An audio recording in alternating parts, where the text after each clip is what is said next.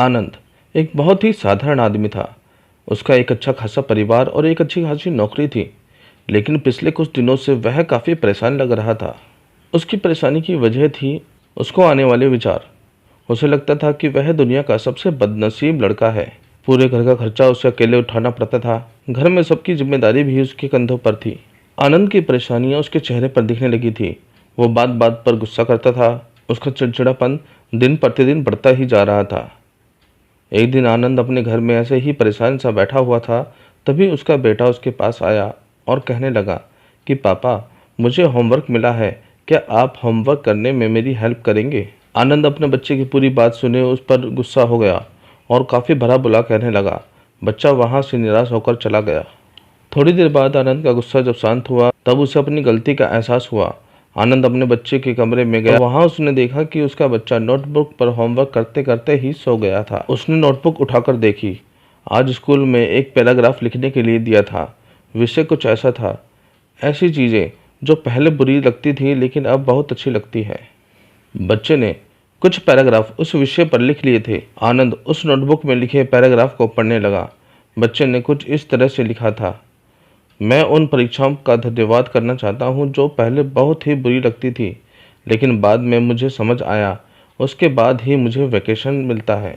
मुझे बीमारी में खाई जाने वाली सभी कड़वी दवाइयों से नफरत थी, लेकिन बाद में मुझे समझ में आया कि उन्हीं दवाइयों की वजह से ही मैं स्वस्थ हो पाता हूँ और बाकी सभी चीज़ों का मज़ा ले पाता हूँ। सुबह सुबह बजने वाला अलार्म मुझे अच्छा नहीं लगता था, लेकिन बाद में मुझे समझ में आया, उसी अलार्म की वजह से मुझे सुबह जल्दी उठने की आदत लगी और वही अलार्म ही मुझे जिंदा होने का एहसास दिलाता है।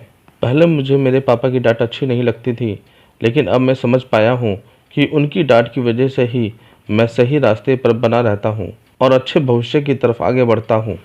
और खासकर मेरे पापा के लिए मैं भगवान को धन्यवाद देना चाहता हूँ, क्योंकि मुझे डांटने के लिए मेरे पापा तो हैं, मेरे दोस्त के पास तो पापा ही नहीं हैं। मेरे पापा ही मेरी सारी ज़रूरतें पूरे करते हैं, कभी कभार डांटते भी हैं तो मेरे भले के लिए। अपने बेटे के विचार उस नोटबुक पर पढ़कर आनंद गहरी सोच में पड़ गया। बेटे के लिखे हुए विचार उसके दिमाग में घूमने लगे।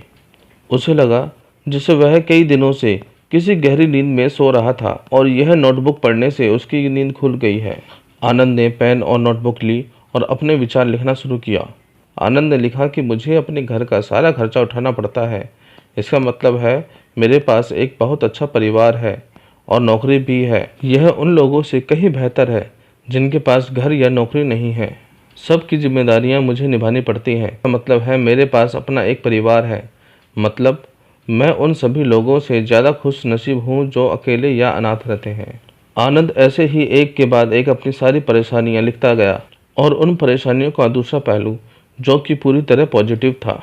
ये सब करने के बाद उसका मन और दिमाग बिल्कुल हल्का हो गया। उसे लगा जिन्हें वो परेशानी समझ रहा था वो कोई परेशानी थी ही नहीं।